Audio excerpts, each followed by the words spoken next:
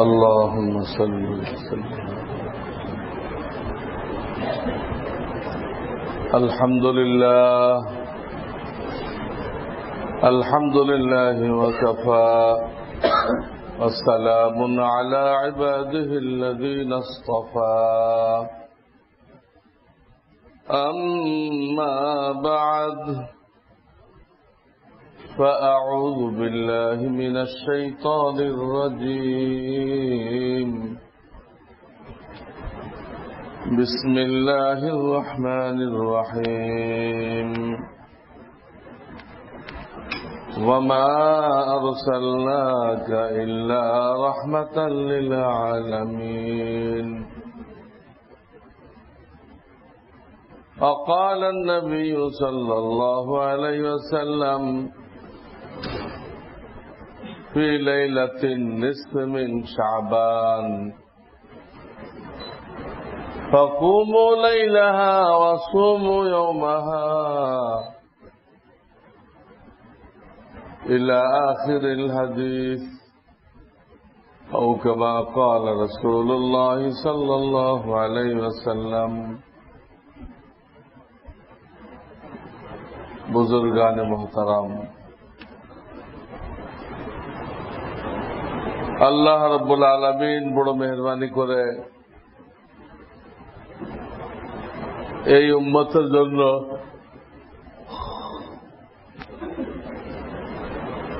আগে বলেছিলাম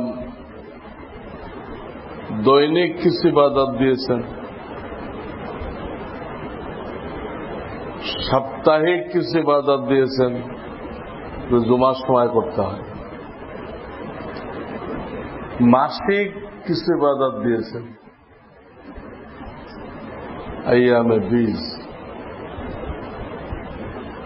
বার্ষিক কিছু ইবাদত দিয়েছেন, এগুলো ব্যাখ্যা সহ বলা হয়েছে গত জুমাতে।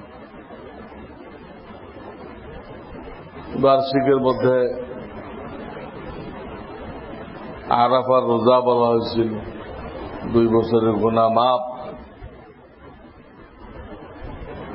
আশুরা বলা হয় না, এই জন্য এটা আগের উম্মত পাইছে, আমাদের বৈশিষ্ট্য না। আমাদের নবীজি পুরা বিশ্বের জন্য রহমত, কাফেরদের জন্য রহমত। কাফেররা মূলত যে আযাবের উপযুক্ত হবে, আমাদের নবীর শাফাআতে আযাব তার থেকে কমাই দেওয়া হবে। এখন অনেকের প্রশ্ন হবে, তাহলে আয়াতে যে আছে ফালা ইউখাফফাফু আনহুমুল আযাব, তাদের আযাব কমানো হবে না। আর আমি বলতে তো কমানো হবে, কোরআন বলতে তো কমানো হবে না। বাহ্যিকভাবে সংঘর্ষ মনে হয় না? আল্লাহ,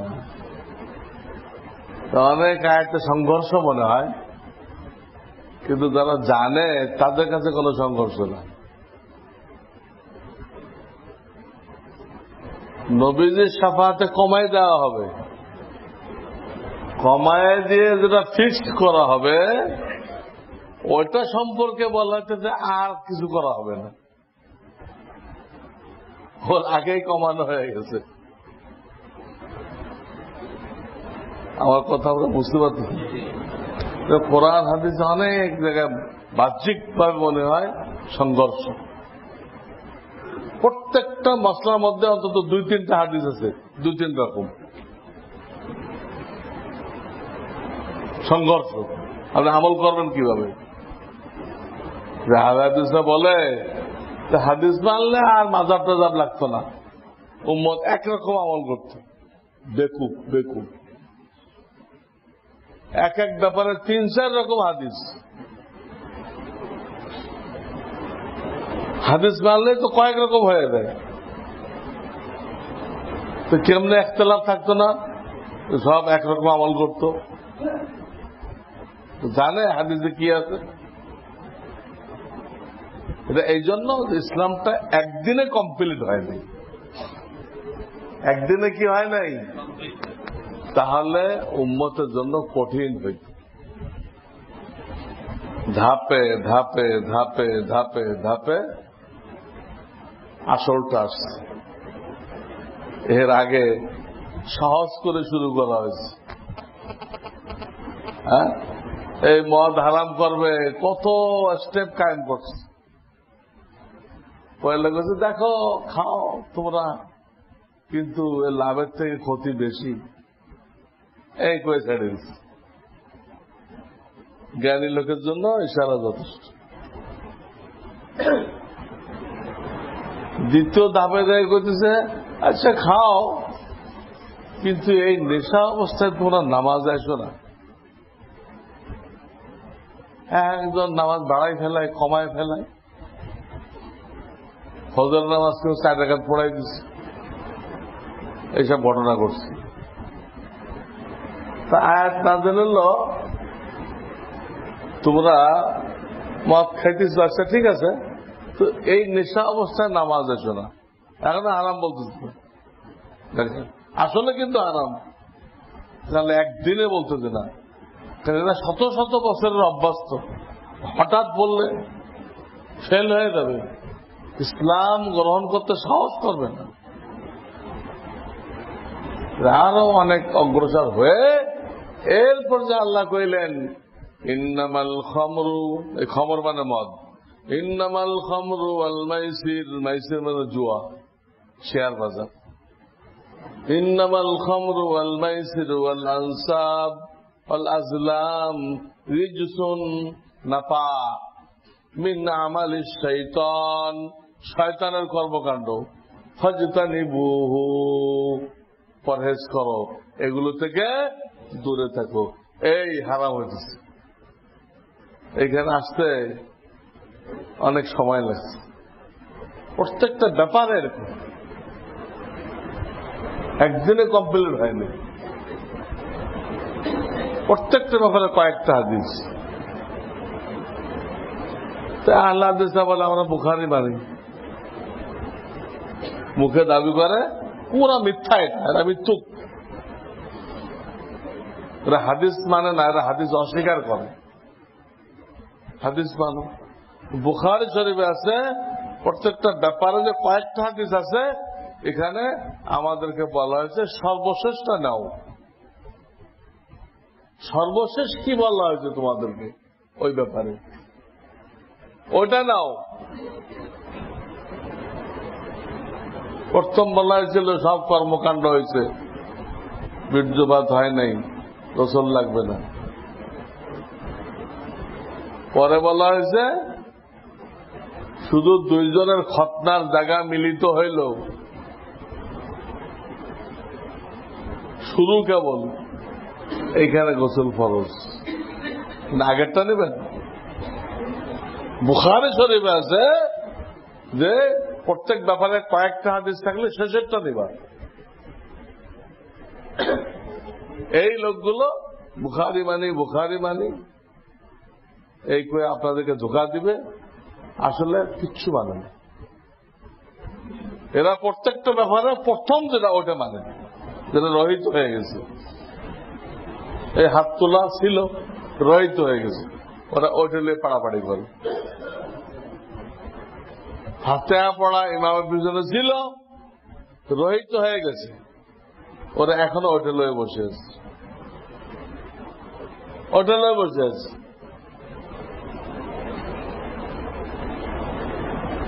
এই হলো তাদের সাথে আমাদের বিরোধ। আমরা শেষেরটা নেই আর ওরা শুরুটা নেয়। কেন নেয়? এইটা না নিলে আপনার সাথে গোলমাল করতে পারবে না। আপনারটাই যদি নেয়, যেটা শরীয়তের নিয়ম, যেটা বুখারী শরীফে আছে, তাতে গোলমাল নেই।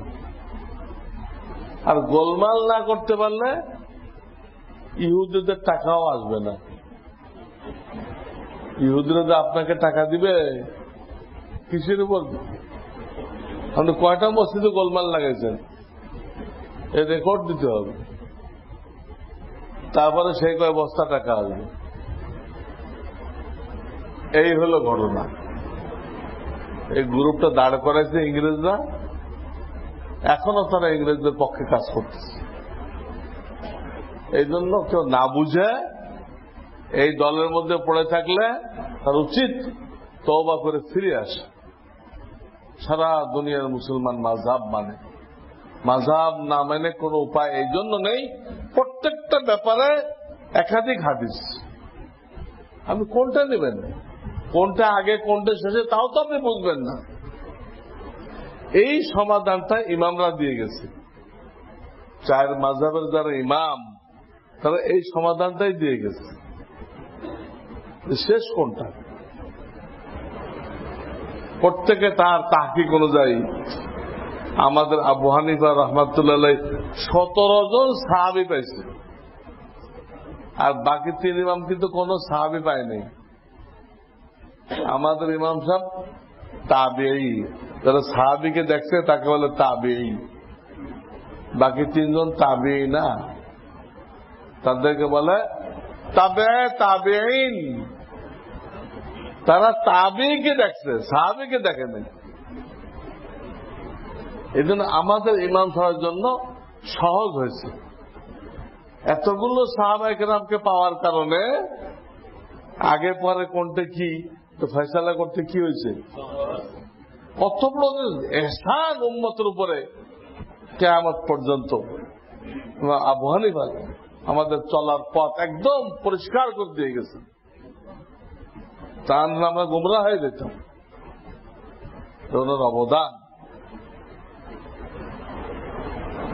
বাকি 3 ইমাম স্বীকার করছে যে আমরা ওনার সন্তান। ওনারটাকেই একটু আকপাস করে আমাদের মাযহাব হয়েছে, বলতো ওনারটাই তারা মানছে। তাদের শব্দ এই আন-নাসু ইয়ালুন ফিল ফিকহি লিআবি হানিফা। কিন্তু হুজুররা এই বিষয়টা তুলে ধরে নাই। আবু হানিফা কে? আমরা দেশকে ইসলামের পর চলতেছি, কোন ঝুঁকি ঝামেলা নেই, প্রত্যেকটা ব্যাপার ক্লিয়ার। কার অবদান এটা? এই বিষয়টা ওলামারা উম্মতের সামনে তুলে ধরে নাই। শরিয়াতের দলিল 4টা, কোরআন সুন্নাহ, হাদিস না, হাদিস না সুন্নাহ, ইজমা কিয়াস। হাজারো মসলা ইজমা কিয়াস দ্বারা সাবিত হয়েছে। ইজমা কিয়াসের গোড়াও কিন্তু কোরআন হাদিস, কিন্তু ওখানে স্পষ্ট নেই। এই বেকুফরা এই দুটা মানে না, না মানার কারণে হাজারো সমস্যার সমাধান দিতে পারে না। ওই দুটা দিয়ে ইজমা কিয়াস দিয়ে যত মসলা সাবিত হয়েছে, ওই দুটা দিয়েই তো দিন পরিপূর্ণ হয়েছে। আল-ইয়াওমা আকমালতু লাকুম দীনাকুম। ওই দুটো মানে না তো ফয়সালা দিবে কেমনে? আমি বহুদিন আগে আমার ওয়েবসাইটে 10টা প্রশ্ন করছি আহলুল হাদিসদের কাছে। তোমরা যদি সত্য হয়ে থাকো, হকের উপর হয়ে থাকো, এই 10টা মাসআলার উত্তর দাও। লিফলেটও দিছি, যাত্রাবাড়ি অন্তত মাদ্রাসা আছে ওখানেও পৌঁছাই দেওয়া হয়েছে জব। ইজমা কিয়াস মানো না, এই মশলাগুলো বলো। বছরকে বছর পার হয়ে যেতে কোন শব্দ নেই। 10টা মশলা, একটা আপনাদেরকে বলতেছি, একটা বোঝার জন্য। এই 10টা আবার কি আপনাদের কৌতূহল থেকে যাবে, 10টা থেকে একটা আপনাদেরকে বলতেছি। সেটা হলো এইটা আমরা প্লেনে সফর করি, হাদিস আমরা প্লেনে হজ করে, এই প্লেনে থাকা অবস্থা নামাজের টাইম হয়ে যায়, হয় কি না?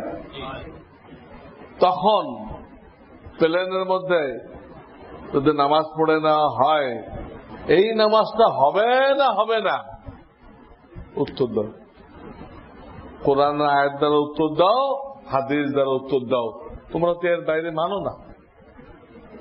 একটা কইলাম আপনাদের,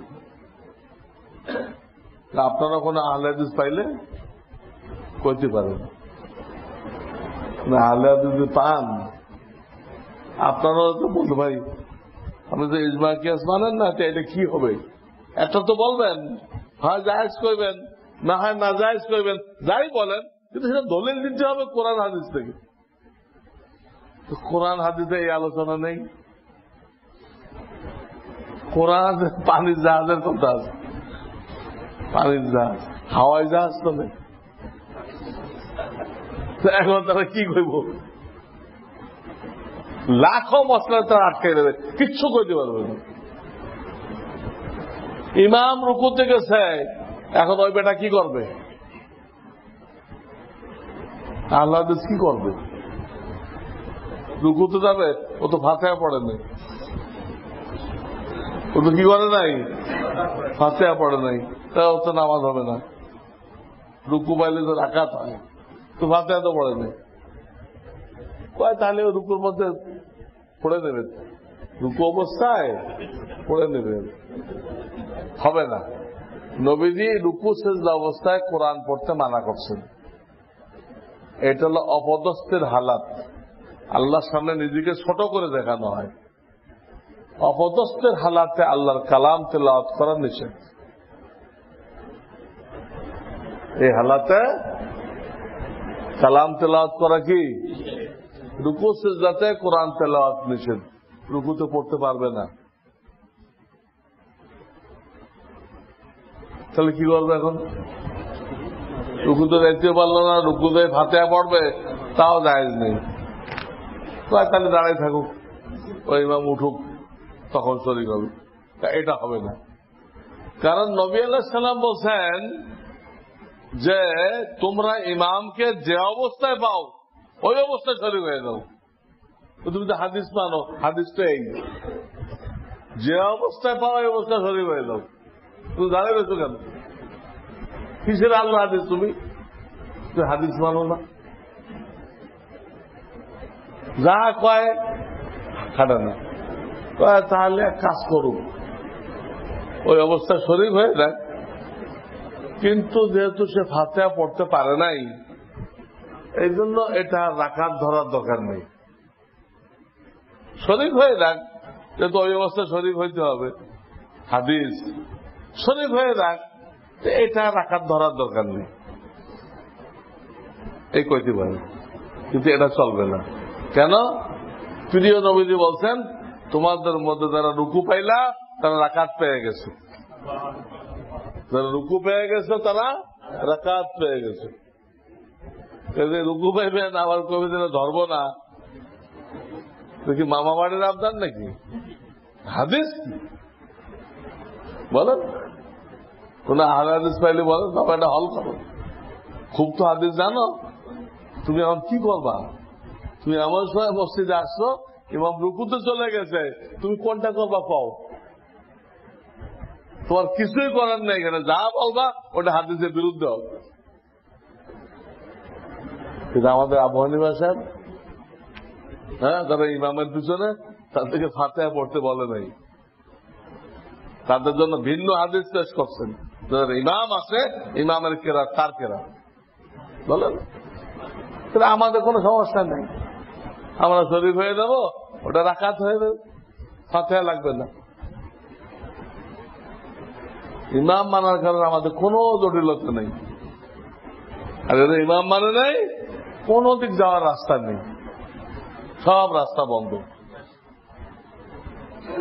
এরকম হাজারো ঘটনা আমাদের কাছে আছে, আহলে হাদিসরা কিছুই বলতে পারবে, এটা ভুইফড় জিনিস। 1400 বছর এর কোন অস্তিত্ব ছিল না। এই ব্রিটিশরা ভারতবর্ষ দখল করার পরে এদের অস্তিত্ব তৈরি হয়েছে,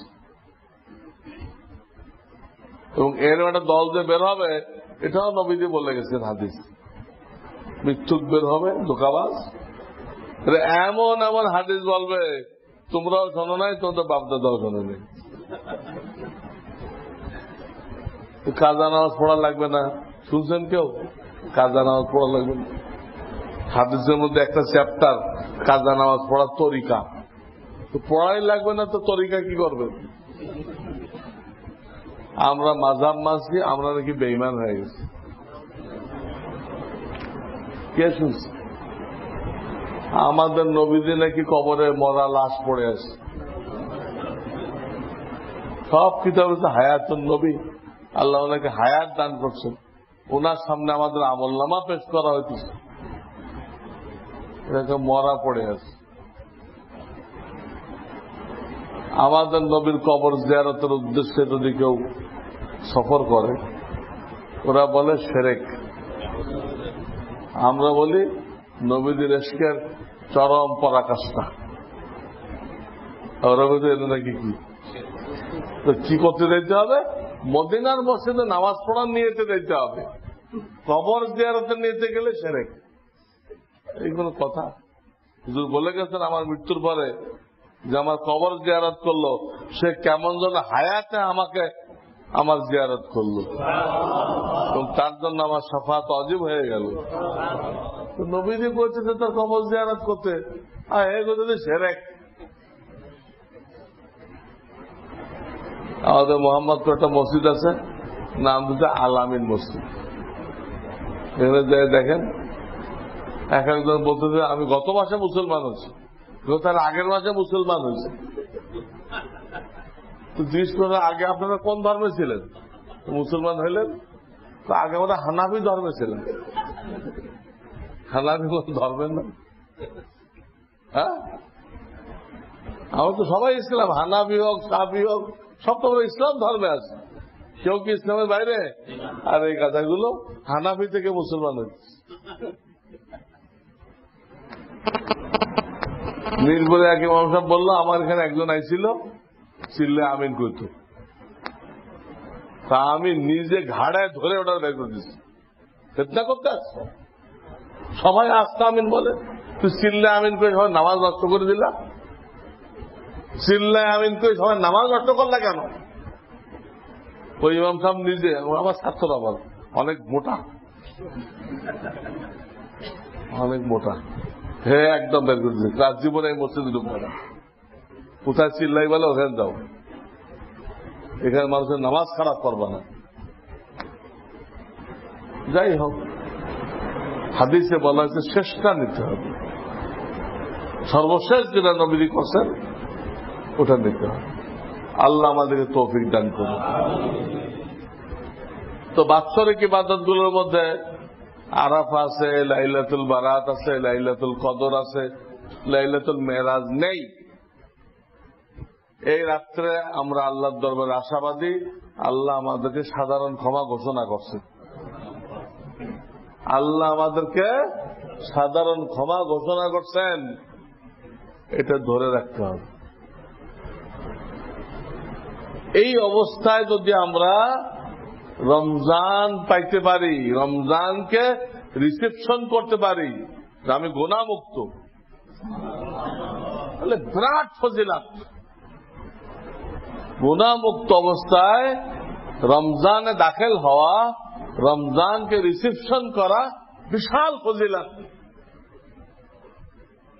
তো বলে শেষ করা যাবে না। এই জন্য যেহেতু আল্লাহ ঘোষণা করছেন তার নবীকে দিয়ে, আমি এই রাত্রে সাধারণ ক্ষমা ঘোষণা করি, তা আল্লাহর ওয়াদা বিশ্বাস করতে হবে না? আমরা আশা করি আমরা ক্ষমা পাইছি, কাজে আমরা খুব সতর্ক থাকি যেন বাকি 15 দিনের মধ্যে ইচ্ছা করে আমাদের দ্বারা কোনো গুনাহ না হয়, আর গুনাহ মুক্ত অবস্থায় যেন রমজানে প্রবেশ করতে পারে। গুনাহ মুক্ত অবস্থায় যারা প্রবেশ করতে পারে, ওই যে বলেছে আউয়ালুহু রাহমা, আওসাতুহু মাগফিরা, ওয়া আখিরুহু ইতকুম মিনান নার। প্রথম দশকে রহমত, দ্বিতীয় দশকে মাগফিরাত, শেষের দশকে দোজখ থেকে মুক্তি। যারা গুনাহ মুক্ত অবস্থায় রমজান শুরু করে তারা এই রহমতটা পায়। আর যারা গুনাহ করতে করতে রমজান শুরু করে, গুনাহ করতে করতে 11 মাস যে গুনাহ করছে ওটা চালাই গেছে, এরা কিন্তু ওই রহমত পায় না, মাহরুম হয়ে যায়, মাহরুম হয়ে যায়, বঞ্চিত হয়ে যায়। এত বড় রহমত অন্য সময় হয় না। এই রহমতটা পাওয়ার জন্য আমাদের জীবন যাচাই করতে হবে যে আমি কি কি গুনাহ করতে অভ্যস্ত, এইগুলো বাদ দিতে হবে। আল্লাহ তো ইহা তাক কইছে যে স্থায়ীভাবে গুনাহ ছাড়ার সাহস যদি না হয় তোমার, তো তুমি 1 মাসের নিয়ত করো। স্থায়ীভাবে গুনাহ ছেড়ে দিব এই সাহস যদি কারণ না হয়, তো তুমি পরীক্ষামূলক 30 দিনের জন্য নিয়ত করো, এই 30 দিন গুনাহ করবো না। লাআল্লাকুম তাত্তাকুন আইয়ামাম মা'দুদাত। এই আইয়ামাম মা'দুদাত মানে 30 দিন। 30 দিনের জন্য মুত্তাকি হও। এরপরে বাকি 11 মাসের সাথে কম্পেয়ার করো, ওই 11 মাস কতটুকু শান্তিতে ছিলে, আর এই 1 মাস যে গুনাহ বর্জন করছো, পরিবারের সবাইকে হাতে পায়ে ধরে এই মাস গুনাহ করা যাবে না। আর এই মাসটা দেখো, তুমি নিজে হিসাব লাগাও, শান্তিতে বলে অন্তরের প্রশান্তিকে, অন্তরের ফুর্তিকে শান্তি বলে। এটা 11 মাস পাইছিলে, যে মাসটা গুনাহ মুক্ত কাটাইছো ওই মাসে পাইছো, এটা তোমার দায়িত্ব। দেখো এই মাসে শান্তি আমি অনেক পাইছি, আমার দিলের মধ্যে কোনো পরেশানি ছিল না, তাহলে নিয়ে তা একটু বাড়াই দাও। আগে তো 1 মাসের জন্য করছিলা, বাড়াই দাও। আছে না অনেকে 1 চিল্লার জন্য বের হয়েছে, ওদের ফায়দা বুঝে, আরে সাংঘাতিক ফায়দা, তো বুঝি নাই গাঠি বুকসার মধ্যে এত ফায়দা। তো পরে আবার কি করে 3 চিল্লার নিয়ত করে, বাড়িতে বেরোয় 1 চিল্লার জন্য। যে ফায়দা বুঝছে, উপকার বুঝছে, আজীব জিনিস এটা, আগে বোঝে নাই। এই লোকগুলো গাঠি যায়, গাঠির মধ্যে কি আছে, হাড়ি বাতিলের মধ্যে কি আছে, সব এই হাড়ি বাতিলের মধ্যে, দিন দুনিয়া সব এর মধ্যে। তো 1 চিল্লাতে কই চলে যায়, 3 চিল্লায়, 3 চিল্লাতে সালে চলে যায়। তা আপনি বলে 1 মাসে নিয়ত করেন, আল্লাহ আমাদেরকে তৌফিক দান করুন। আমি একটা হাদিস শুরু করছিলাম, কিয়ামতের আগে কি কি গুনাহ বেশি হবে। নবীদের উদ্দেশ্য আমরা যেন বেঁচে থাকি। উদ্দেশ্য কি? এই উদ্দেশ্য না যে তোমরা এই গুনাহগুলো করো আর সংক্ষেপে আফসোস করো, হ্যাঁ আমাদের নবী যা কয়ে গেছিল তাই হয়েছে, এটা উদ্দেশ্য না। সংক্ষেপে আফসোস করবেন, এটা কিন্তু এই হাদিসের উদ্দেশ্য না। আপনিও করবেন না, আপনার ছেলে পেলেও করতে দেবেন না, আপনার আন্ডারে যারা আছে তাদেরও করতে দেবেন না, এটা উদ্দেশ্য। তো হবে, হোক, যখন হয় হবে, আমি চেষ্টা করবো না হওয়ার জন্য। তো প্রায় শেষ হয়ে গেছিল, অল্প কিছু ছিল, ওটা আমি বলে দিচ্ছি। ওদের একটা গুনাহ আছে যে মানুষকে সম্মান করা হবে তার ক্ষতি থেকে বাঁচার জন্য। সে সম্মানের পাত্র, এই জন্য সম্মান করা হবে। কি জন্য করা হবে? ক্ষতিতে বাঁচার জন্য। তো কথায় কথায় গুলি করে দেয়, পাওনা টাকা চাইতে গেছেন, গুলি করে দিচ্ছে। আপনার হোটেলতে খাইছে, বিল চাইতেছেন, গুলি করে দিচ্ছে। এসব কথা বললেই গুলি করে দেয়। কি কোন জগতে বাস করছে? তাদের সম্মান করা ছাড়া উপায় নেই। এটা কিয়ামতের আলামত। এর মধ্যে আমাদের জন্য নসিহত আছে, প্রত্যেকের সন্তানকে দেখাশোনা করো, চরিত্রবান করো, কারো সন্তান যেন এরকম সন্ত্রাসী না হয়। এটা হলো শিক্ষা। আর একটা কথা আছে ওই হাদিসে, লানা আখিরু হাযিল উম্মাহ আউওয়ালাহা, এই উম্মতের পরের লোকেরা আগের লোকদের দোষ ধরবে। পরের লোকেরা, এটা এক চিন্তাবিদের দ্বারা অনুসারী তারা করতেছে। এক চিন্তাবিদের দ্বারা, আমি তো চিন্তাবিদ বলি না, চিন্তা ভেদ। চিন্তা করতে করতে ইসলাম ভেদ করে বাইরে চলে গেছে। এর যারা অনুসারী তারা এই নবীদের ভুল ধরতেছে, তারা সাহাবীদের ভুল ধরতেছে। এটাও কিয়ামতের আলামত। এদের ভুল ধরলে লানত, সেই লানতটা অনেক সময় ফাঁসির আকারে আসে, বিভিন্ন আকারে আসে, কোনো ফাঁসির আকারে আসে। লানত, নবীদের ভুল ধরা, সাহাবীদের ভুল ধরা, আসলে তারা ভুল করে নাই, ওগুলো ইহুদিদের লেখা ইতিহাস থেকে তারা বলে। ইহুদিদের লেখা ইতিহাস একটা কথা আছে, তাদের ভুল ধরা যাবে না। তাদের ইজ্জত আপনার আমার বাপ্পার ইজ্জত থেকে বেশি। তাদের কারণেই আমরা নবীদের হাদিসগুলো পাইছি। নবীদের হাদিসগুলো ডাইরেক্ট আসে নাই, সাহাবায়ে কেরাম হয়ে আসছে। তারাই শুনছে, সংরক্ষণ করছে, তারা জান বাজি রেখে সফর করছে সারা দুনিয়ায়। চীনে তাদের কবর, আর ওদিকে পশ্চিম দিকে আটলান্টিক মহাসাগরের তীরে তাদের কবর। আমাদের মতো নাকি? চাকরি করতে করতে কবর, ব্যবসা করতে করতে কবর, এই কাজ তারা করে নাই। তারা বিদায় হজে নবীদের কথা, আমার এই কথাগুলো অনেকেই শোনে নাই দুনিয়াবাসী, ওদের কাছে পৌঁছাই দিও। এই গরিব সাহাবীরা এই কাজটা করছে। এখনো লালমনিরহাটে মসজিদ পাওয়া যেতেছে, কত জন 89 হিজরির, নবীতে মারা গেছে তো 11 হিজরিতে। তার মানে সাহাবীদের একদল আসছে সমুদ্র পথে চিটাগাং হয়ে, আর একদল এদেশে আসছে তিস্তা নদী হয়ে। তিস্তা নদী হয়ে আসছে, আসে কমনে কমনে ব্রহ্মপুত্র হয়ে ওই বার্মা হয়ে ওদিক চলে গেছে। তা মানচিত্র দেখেন, ওদের কাছে সারা দুনিয়ার মানচিত্র ছিল। তিস্তা হয়ে যারা আসছে ওরাই লালমনিরহাটে এই মসজিদটা বানাইছে। ওখানে আবাদি না থাকায় মাটি পড়তে পড়তে ওটা একটা ছোট পাহাড় হয়ে গেছিল, টিলা হয়ে গেছে। মানে লোকেরা মাটি আনতে আনতে তাদের ভিতরে এক বিল্ডিং পোড়া খুঁজছে, এখন দেখেছে মসজিদ। মসজিদের গায়ে খোদাই করা আছে, এত হিজরির মসজিদ। তোর তো সাহাবীদের জামানা, সাহাবারা 110 হিজরি পর্যন্ত বাঁচছে। 110-এর পরে কোন সাহাবী দুনিয়াতে ছিল না।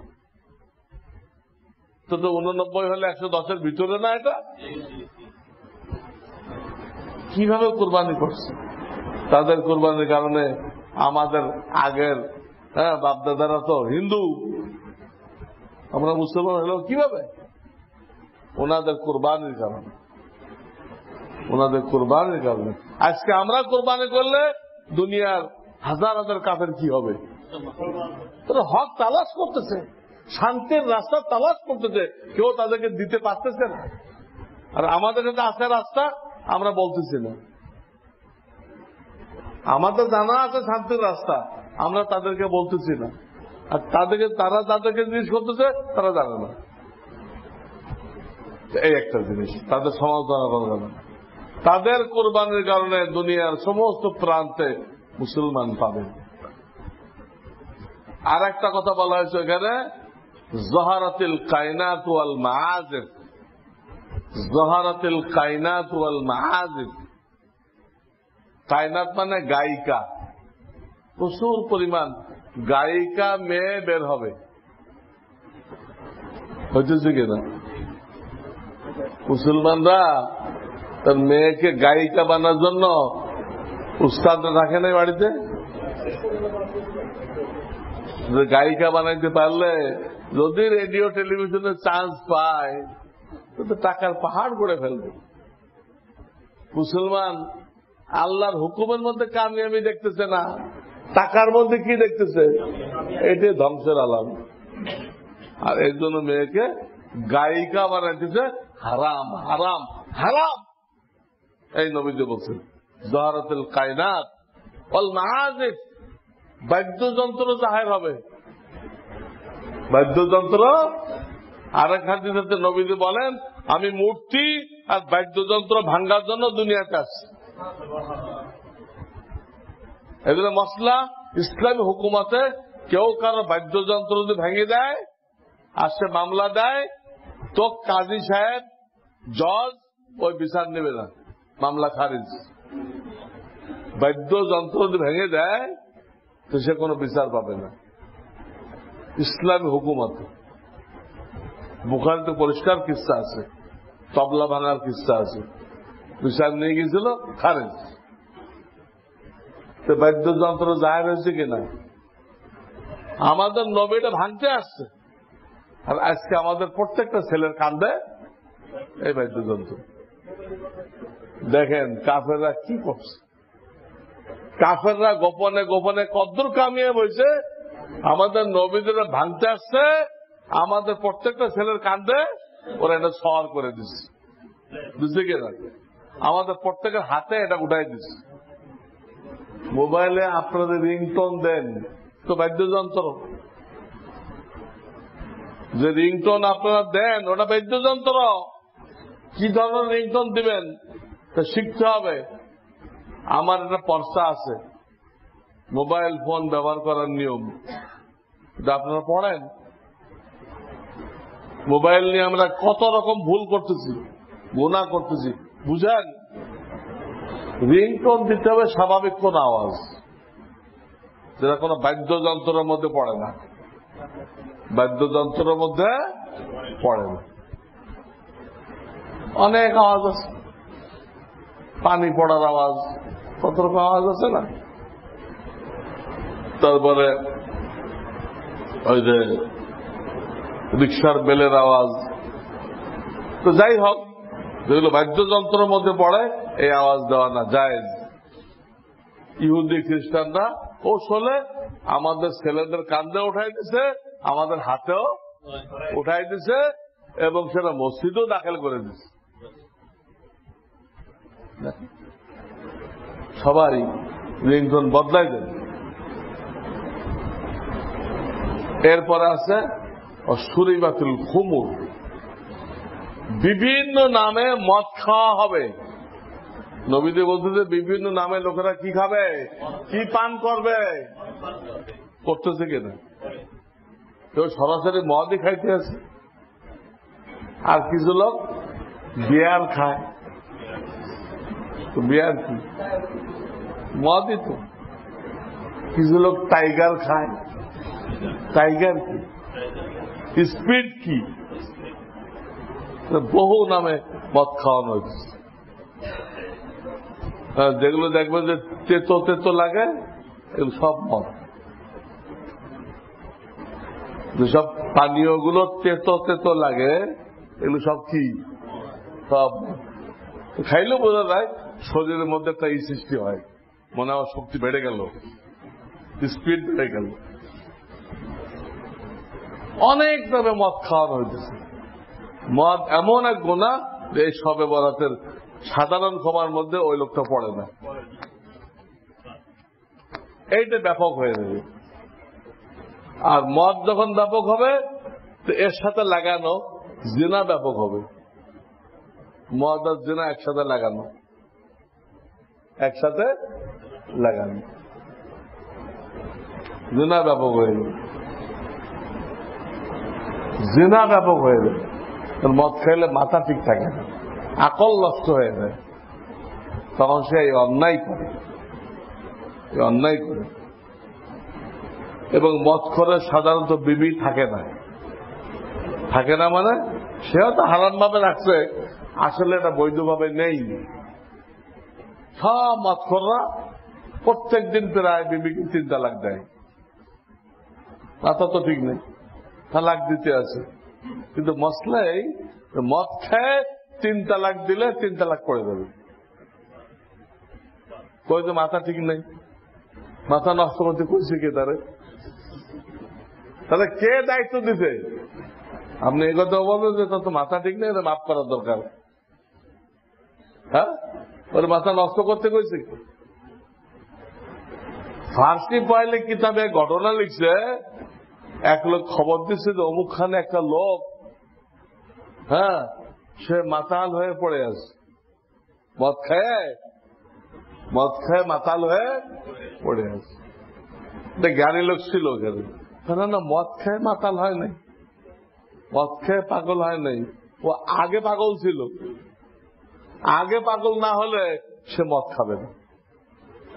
মদ খাওয়াটা দলিল, আগের চেয়ে তার মাথা নেই। কাজে মদ খায় পাগল হয় নাই, পাগল হয়ে কি করছে? সব মৎসর গুলো পাগল, যত বড় ডিগ্রিধারী হোক সে পাগল।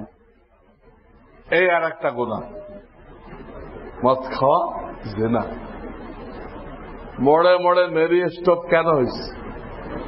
এই জিনা করে বিপদে পড়লে তাকে উদ্ধার করার জন্য মেরি মানে মরিয়াম কুমারী ছিল না, কুমারী রাখতে চায়, বা আসলেও কুমারী রাখবে। এই জন্য মেরি মরিয়াম থেকে কোন মেরিওয়ালা বিস্কুট কিনবেন না, সব খ্রিস্টানরা বানিয়েছে। ওরা মনে করে মরিয়াম আল্লাহর বিবি, বলে নাও আল্লাহ বিবি হয় নাকি? তাই আল্লাহ হলো কেমনে? আল্লাহর বিবি আর ঈসা নবী নাকি আল্লাহর সন্তান। তো ওই হাদিসে আছে, এই গুনাহগুলো যখন ব্যাপকভাবে প্রকাশ পাবে,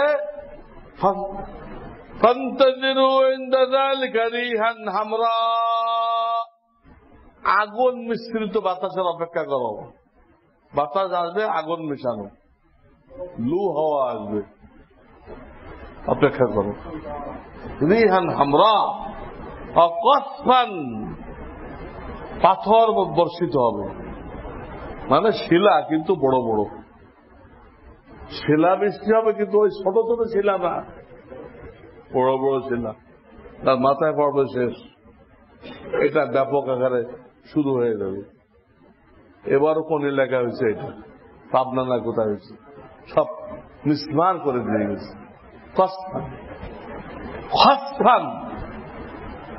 অনেক এলাকা বিলুপ্ত হয়ে যাবে।